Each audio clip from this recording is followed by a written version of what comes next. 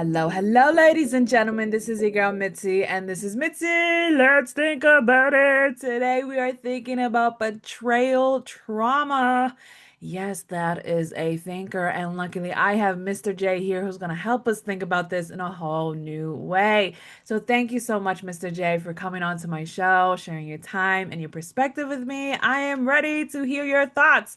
So when you hear those words, betrayal trauma. What does that make you think about? Well, hello, Mitzi, and thank you for spending time with me. I appreciate it. I'm thrilled to be on as well. I'm thrilled to be on as well. I'll just really quickly get into it and say betrayal trauma is a long-term wound that we experience from the hands of a primary attachment. So, for an example, I can't give you betrayal trauma because the dynamic has to be somebody that you have a dependency on. A you count on me for something. You rely on me for something. Well, since you don't rely on me for anything other than maybe this um, interview, I can't give you betrayal trauma, but you can get betrayal trauma from uh, certainly a significant other. You can get betrayal trauma from a parent. You can get betrayal trauma from a boss, like corporation trauma, betrayal trauma.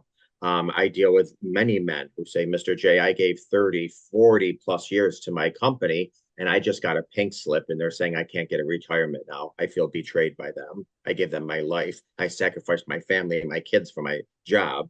And now they're, whatever. We can get betrayal trauma from a parent, anything from neglect, rejection, to even suicide, parental suicide. Let's just say I'm working with a gentleman now who, Mr. J, I loved my father. My father was my best friend. We'd go fishing together. He taught me everything I knew. And one day I walked out in the barn and there he was with a gun, and he was, I won't get into gross, dirty stuff, but he felt a betrayal. He said, my father betrayed me. He took away my best friend when he took Mm, his life. We can have betrayal trauma from, say, ourselves or our mm, creator. I work with plenty of women who say, Mr. J, I ate well all my life. I did exercises. I did my meditation, and I was diagnosed with breast cancer. So I feel like my body betrayed me. I feel like my creator betrayed me. So we can get betrayal trauma from anyone where there's a dependency, a reliance upon, what have you. So that's not necessarily a definition. That's more examples of betrayal trauma. But betrayal trauma is a long-term wound from a primary attachment, somebody that we mhm. count on. Yeah, and I think that really holds value. And I love those examples because it really makes people really think about it. You know what I mean? Because then they consider, where have I had that dependency? Where did I have that attachment to someone, something, or anything that we may associate to? Because when you were talking, I was thinking about how, oh, if it's a dependency, we can depend on a car and be betrayed that it broke down and no longer is functional. We could be betrayed by computers and technology. We could be betrayed by, you know what I mean, the weather and the fact that it's not working the way that you need it to, and now it's your wedding, and now it's gonna be a big storm. You know what I mean? Like you could feel betrayed in so many ways, and it's kind of really hard to put yourself in that position of like, where's the longer term of things? You know what I mean? Because somebody will always tell you, well, there's a bigger reason for it, or there must be a reason why you went through this, or there must be something. You know what I mean? So it's like, how do you necessarily help people understand the long term, the longevity of the situation versus the short term pain that is being caused at the exact moment? Yeah. Well, listen, there's a huge difference between anxiety, stress, wounds, and then trauma, and then certainly betrayal trauma. Hmm. So anything that's temporary, I mean, like, if it rains on your wedding day, that's going to cause you a lot of stress and anxiety and frustration, maybe anger, but that doesn't stay with you. Hmm. Betrayal trauma stays with you. As a matter of fact, it creates what I consider uh, almost like a ball of lava in your body that if Mm. you don't deal with it, it will moves around and really, just like lava, destroys everything in its path. I'm going to give you a quick analogy of betrayal trauma. Yeah. And for this interview, let's just talk about, let's just say partner betrayal, spousal Okay. betrayal. So I want you to think about, you're on a bridge a mile above ground, okay? Okay. And this bridge is a mile long. It's a thin bridge. And under this bridge, Mitzi, there's volcanoes and fires and they're active. Mm-hmm. And you're on this bridge, and in both of your hands, you have the two things that mean the most to you. So let's just say it's your kids, your parents, your animals, whatever means the most. You have them in your arm, and you're trying to walk across this bridge to safety.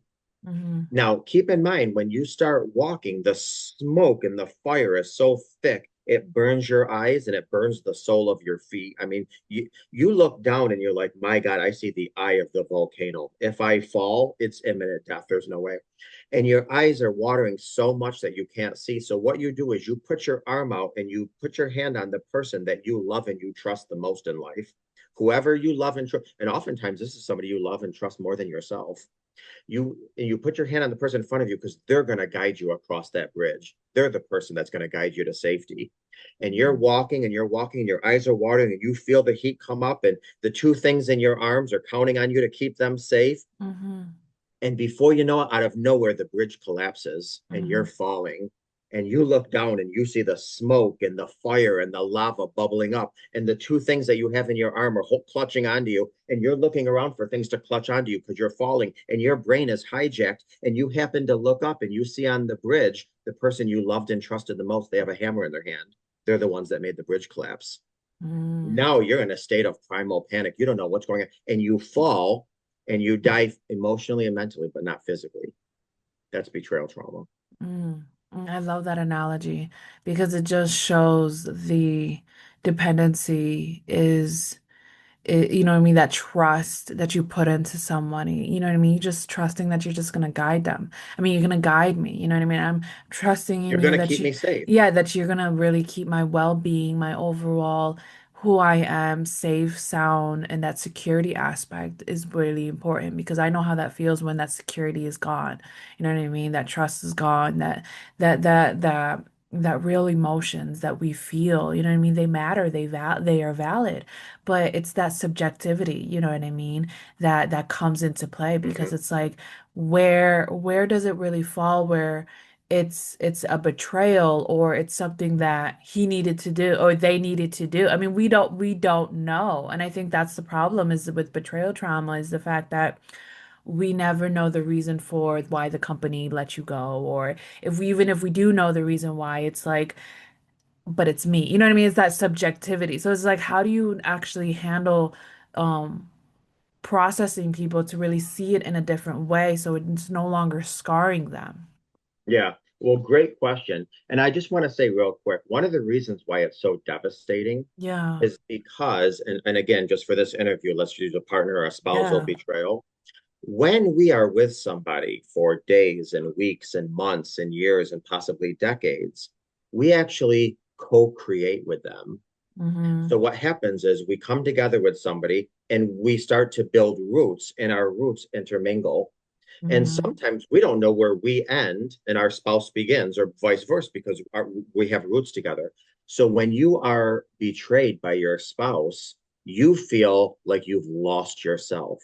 You've lost Yeah. a part of yourself. Yeah. Um, so you're not only devastated with the person you loved and trusted the most, you're now trying to understand and heal all this while you've lost a big portion of who you are. Yeah. Yeah. And so it gets and let me just say this just for this interview.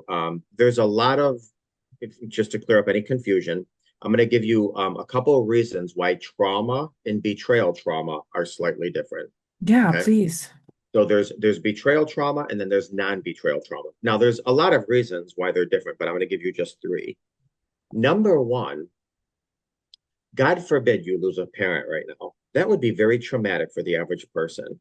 Mm-hmm. However, you would have coworkers that would call and ask how you're doing. Maybe you have neighbors that would bring you a meatloaf. Maybe you would have people come to the services and give you a hug. That's traumatic, but you have support. When it comes to betrayal trauma, the average person doesn't want to pick up the phone and say, "Hey, I just found prostitute numbers under my husband's mattress." or I just found my wife having coffee with her boss at Starbucks. Hmm. We don't. So it's a very we feel very alone.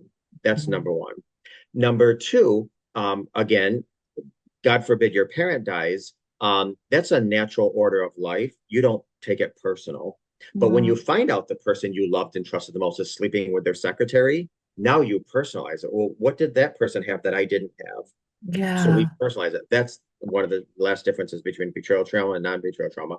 And the last example I'll just give you, Mitzi, for this interview is trauma affects the here and now and the future. So, God forbid your parent passes away, that's going to affect your here and now, and that's going to affect your future. When your kids graduate from high school, they're not going to be at their graduation. When your kids get married, they're not going to be at their wedding, whatever. Betrayal trauma not only affects the here and now and the future, but it also affects the past because you Mm. could no longer look at family vacation photos anymore like you did because now you're thinking, well, wait a minute, when we were in that hotel and he said he had a work meeting, so he had to step away for an hour. Was he at a work meeting? You no longer can drive by those same restaurants. You can't drive by hotel. You can't drive by same streets because now you're triggered. You have those emotional flashbacks as you were talking about before. So betrayal trauma is very different from any other types of trauma for those three reasons. I mean, there's more, but those are just three. Yeah, and I love that explanation and the way that you broke that down because it's real. It makes it really real because now we understand why we can't let go or why we can't necessarily move on. You know what I mean? Because that example of your client, how he lost his best friend when his dad took his life, I mean, Yeah. that is real because that betrayal trauma just hit in because you took you took your own life. You know what I mean? You didn't allow things to happen naturally. It wasn't a car accident. It wasn't, you know what I mean? You died in your sleep or anything like that. It was the fact that you decided that this life was no longer living. And because of that, I no longer get to have the person that I once knew. So, yeah. And it makes all of those past moments like real. Like, did you want to give up your life then or now? I mean, like, what really made it real for you? And I think it's those unanswered questions that really make it real surreal because it's like, where's the truth and where's the lie? Because now it's like that betrayal is like erases everything that you thought was real, everything that you thought was valuable, and now it's just like I can't do it. And I love the other analogy where you talked about it like with roots and when you ever see like trees that are close together and the roots intermingle and they really combine and you don't really know which roots belong to another, so that you're right. I mean, when you Mm-hmm. have that spouse and you have that other person, it really takes a toll on you because it's like where am I? And I think that's where a lot of the times people, they don't know their identity anymore after that betrayal trauma. And it makes it really surreal to really deal with because now it's like you are trying to find yourself again. You know what I mean? Because that's what it sounds like. You have to figure out a whole new thing. So it's like, do you think forgiveness is a key component when it comes to healing betrayal trauma? So listen, I'm going to answer your question like this. Without question, 100% forgiveness has to be a component. However, that is not your first primary mission at all in any way, shape, or form. First of all, let me just say this, just to go back to losing ourselves. There's something called betrayal blindness. Now, betrayal blindness, I don't know if you ever heard of that term, but it was a term that was keyed by Jennifer Freed, I believe, in the 90s. And what she found was our nervous system, it's a part of our fight or flight nervous system. Betrayal blindness, we actually, everybody has it. And its goal is to keep us safe. It's a good Hmm. thing. It keeps us safe. What it does is it doesn't allow certain amounts of trauma all at once. So we feel ambushed. So it only gives us a little bit. But what happens with that, and I'll explain it better in a second. What happens with that is then our heart and our mind comes in and we start talking ourselves out of things. So let me give you an example. If you remember Little Red Riding Hood, she wanted to see her grandmother. And so she would bake cookies and cakes and oatmeal, this and that. And she was so excited. She wanted to see her grandmother so bad. She didn't even care that there was a scary, big, bad wolf in the forest. She was like, I don't care. I'm going to see my grandmother. Yeah. And so she's got her basket and she's going through the forest and she goes up to her grandmother's house and she knocks on her grandmother's house, but she doesn't hear that usual, hello, honey, who's there? She doesn't hear that. So something in her body says something's off. but she excuses it away because she wants to see her grandmother. She has blinders on. So she opens the door. Grandma, are you there? She doesn't hear her. No, something's screaming inside of her, her intuition. But she's like, no, no, no. Maybe my grandmother's in the back pickling pickles or beets or whatever. She ignores that intuition. Then she goes in the back room. Now she knows it's not her grandmother. Grandma, why do you have beady eyes, sharp teeth, a long nose? I mean, she know, but she wants to see her grandmother so bad that betrayal blindness kicks in and excuses everything away to the point where her detriment, and now she gets eaten. So the point I'm making is that so many times, let's just say there's a couple that's married and they're married 10 years, 20 years, they got kids together, they got property together, they got the history together, and all of a sudden you find lipstick in your husband's glove compartment. Or let's just say you find your wife at Starbucks with her boss talking, whatever. What happens is we start thinking, um, oh, my wife is so nice. She's talking to her boss about his marital problems. Man, she's such a good woman. Or, man, and I'm speaking in heteronormative terms because it could be either or. Man, my husband is so nice. He gave his coworker a ride home and she must have left his lip gloss, whatever. And this is betrayal blindness because what is actually happening in our bodies is we're thinking, oh my God, if this is real, now I might have to go through the process of divorce. Now my kids might have to visit me every other weekend. Now I'm going to be embarrassed with my friends. Now my finances are going to change because I'm going through. No, that can't happen. So let me excuse away this behavior. That's Yeah. betrayal. But see what happens, Mitzi, is when the rubber hits the road and we actually are faced with the reality where D-Day comes, the day of disclosure, the day of discovery, and we're like, holy crap, this is a reality. Now we're trying to start that healing journey when we have detached from ourselves so much by excusing away behavior. It's Mm. a very, very rough road, the Yes. journey. I love that. I love your analogies. I love your Oh, thank examples. you. I am an imagery type of person. I'm very visual, and when somebody speaks in a type of way where they are describing the scene, I'm in there. I create it, I Oh, imagine it, God, I I see love it. it. So I'm one of those people that I get what you're saying. I love And it. I love also when I asked you about forgiveness, you were like, yes, it's important, it's vital, but it's not the first thing we're going down. You know what I mean? Because it's true, let's be honest. Like when you are talking to someone about what you just experienced, the last thing you want to hear is you need to forgive them. Like, no, I want to be heard. I want to be valued. I want to be validated. I want all these other things to make me realize that I'm not going crazy because I feel like I'm going crazy inside. And I also love the fact that you talked about betrayal blindness because it makes it real. You know what I mean? It makes it real to the point where we know in our lives the amount of times that we've actually allowed betrayal blindness to be part of our scenario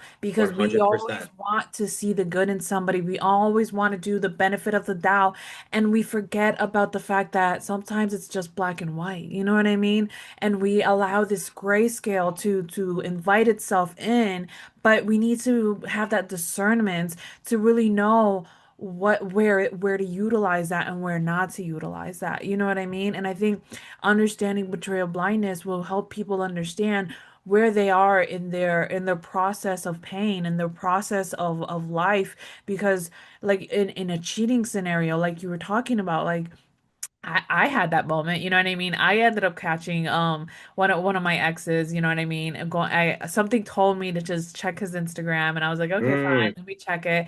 And then I went through it, I read the messages, and I'm just like, you can't lie to me saying that you're networking. You know what I mean? These are clear conversations that you are trying to create something more than what it is. You know what I mean? So it's just like I had to realize like it's not I wasn't trying to allow myself to accept it as an excuse. You know what I mean? Like I seen it for what it is. So because I seen it for what it is, I was just like, you know what? Let's just move in a manner that now I can protect myself. So I did what I needed to do and I got out of that relationship so smoothly that he felt betrayed because I did it so smoothly. Oh, well, You know there you what go. I mean? Snap.